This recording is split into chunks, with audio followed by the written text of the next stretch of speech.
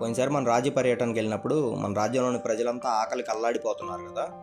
వాళ్ళ ఆకలి చావులు చూడలేక బంగారు మామిడి పళ్ళు తీసుకొని వెళ్ళాం. అదే బంగారం లాంటి బంగినపల్లి మామిడి పళ్ళు తీసుకొని మన రాజ్యానికి వెళ్ళాము.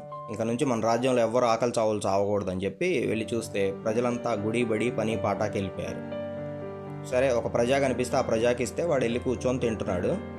సడన్గా వెనక్కి తిరిగి చూసి పరిగెడుతున్నాడు.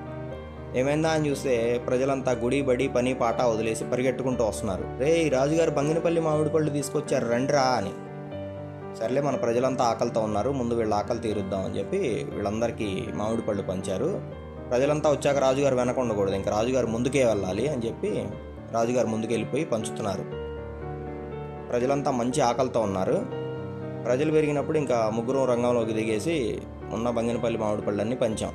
తర్వాత ఇప్పుడు కోతంకుల కోసం వెళ్ళాలి. కోతంకుల దగ్గరికి వచ్చాం. కోతంకులు పోయినసారి ఇక్కడే ఆకలితో ఎదురు చూస్తూ ఉన్నాడు కూర్చొని. కోతంకులు కనిపించలేదు. కోతంకులు ఎక్కడికి వెళ్ళారా అని చెప్పి కోతంకుల్ అని పిలుచుకుంటూ లోపలికి వెళ్ళాను. అయినా కోతంకులు లేరు. సరే, మన రాజ్యంలోని రంగీలా భవనం ఎక్కి చూద్దామని చెప్పి పైకి ఎక్కాను. పైకెక్కి కోతంకుల్ మీకోసం మామిడి పళ్ళు తెచ్చాను అని అరిచాను. రాలేదు. ఈ కాలు నాదే, ఈ కాలు నాదే, రెండు కాళ్ళు నా అయినప్పుడు దిగటానికి ఏమైందని చెప్పి దిగేశాను.